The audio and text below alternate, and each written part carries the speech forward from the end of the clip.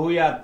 Okay, మంచి జరగాలని కోరుకుంటున్నాం. ఒక ప్రయత్నం అయితే ప్రారంభమైందని చెప్పి ఆ ప్రయత్నాన్ని మేము స్వాగతిస్తున్నాం. ఓకే, అది మేమే చెప్పినాం. ఓకే, మీరు 9th షెడ్యూల్లో చేర్చాలని చెప్పి ఏదైతే చిలక పలుకులు పలుకుతున్నారో అది మీరు చేసిన తీర్మానంలో లేదు. For your kind information, Telangana సమాజానికి కూడా తెలియాల్సిన అవసరం ఉన్నది.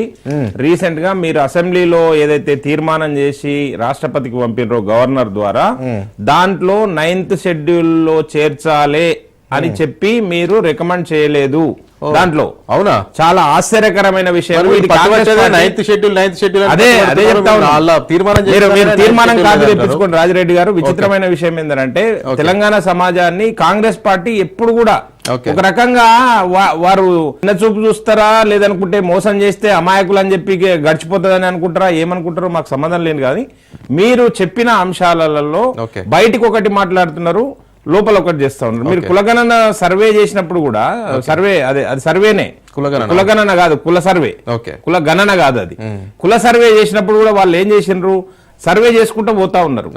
మా కృష్ణయ్య గారు, ఎంపీ కృష్ణయ్య గారు, బీసీ సంఘం నాయకుడు కృష్ణయ్య గారు హైకోర్టులో వారు పిటిషన్ వేసి డెడికేషన్ కమిషన్ లేకుండా చేసే ఏ సర్వే కూడా చెల్లుబాటు కాదు అని చెప్పి కృష్ణయ్య గారు హైకోర్టులో పిటిషన్ వేస్తే హైకోర్టు తీర్పిచ్చింది.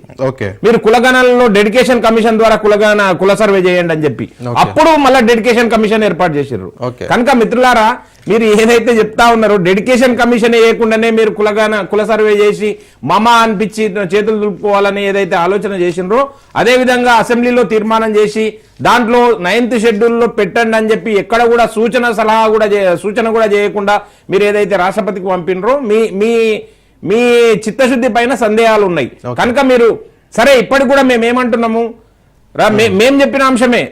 ఆర్టికల్ 243D6 ప్రకారము రాష్ట్రాలకి వెసులుబాటు ఉంది రాజిరెడ్డి గారు. ఎందుకనంటే స్థానిక సంస్థల ఎన్నికల లోపల ఆర్టికల్ మనకు రాజ్యాంగం కల్పించిన వెసులుబాటు ఏంటంటే ఆర్టికల్ 243D6. దాని ద్వారా మనము రిజర్వేషన్ల పెంపు అంశము ఆ పరిధిలోకి వస్తుంది. కాబట్టి మీరు పెంచండి అని చెప్పి మేము ముందు నుంచి చెప్తా ఉన్నాం. ఎందుకంటే ఒక రాష్ట్రానికి సంబంధించిన విషయంలో కేంద్ర ప్రభుత్వం చొరవ తీసుకోలేకపోతుంది. మేము ఎట్లాగో రాబోయే రోజుల్లో జనగణనలో కులగణన అంశాన్ని చేర్చినాం కాబట్టి జాతీయ స్థాయిలో కులగణన జరుగుతుంది. దాని తర్వాత తీసుకున్నాం నిర్ణయాలు. కానీ ఆ లోపల మీరు ఏదైతే రాష్ట్ర ప్రభుత్వానికి ఆ వెసులుబాటు ఉందో ఆ వెసులుబాటును ఉపయోగించి మీరు స్థానిక సంస్థల ఎన్నికలకు పోండి అని చెప్పినాము. దాంట్లో భాగంగానే ఈ రోజు ఆర్డినెన్స్ తెచ్చిననుకుంటాం. అయితే ఆర్డినెన్స్ తెచ్చే విషయంలో కూడా మాకు సందేహాలు ఉన్నాయి.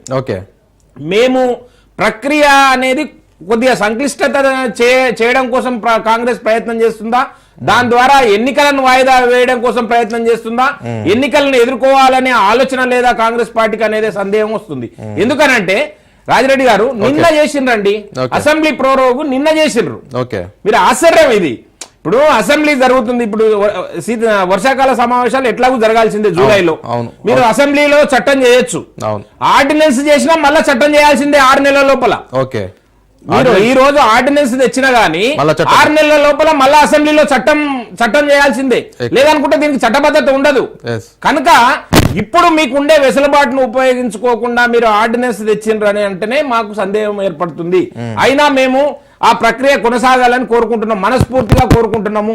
ఎందుకంటే బీసీలకి న్యాయం జరగాలనే అంశంలో భారతీయ జనతా పార్టీ ముందు వరుసలో ఉంది. మీరు ఎన్ని చెప్పినా ఏం చెప్పినా అబొండాలు ఎవరి మీద, ఎదుటి వ్యక్తుల మీద వేసి తప్పించుకోవడం కోసం ప్రయత్నం చేసినా కైలాస్ నేత లాంటి వారు నరేంద్ర మోడీ గారి లాంటి నేత పైన కూడా అబాండాలు మోపుతా ఉన్నారు కదా. మీ చిత్తశుద్ధి గురించే మాకు అనుమానాలు ఉన్నాయి. మేము ఈ ప్రక్రియను స్వాగతిస్తున్నాము. భారతీయ జనతా పార్టీ రాబోయే స్థానిక సంస్థల ఎన్నికల లోపల 42% రిజర్వేషన్ల ద్వారా ఎన్నికలు జరగాలని చెప్పి మనస్ఫూర్తిగా కోరుకుంటుంది. మీరేదైతే ఆర్డినెన్స్ తెచ్చిండ్రో సరే, మేము అప్పటికి కూడా చెప్తా ఉన్నాం, మీకు అవకాశం ఉన్నా ఆ వెసులుబాటును ఉపయోగించుకోకుండా నిన్నటికి నిన్న ప్రొరోగ్ చేసి అసెంబ్లీని మీరు ఈ రోజు ఆర్డినెన్స్ తెచ్చారు కదా, దాని ద్వారానైనా చిత్తశుద్ధి నిరూపించుకోండి. ఎట్టి పరిస్థితుల్లో మళ్ళా మీరే అక్కడ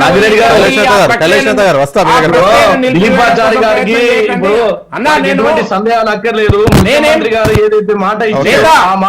కైలాస్ నేత గారు వినండి, నేను మీరు మాట్లాడుతున్నాను, మళ్ళీ మీ టర్మ్లో మాట్లాడండి.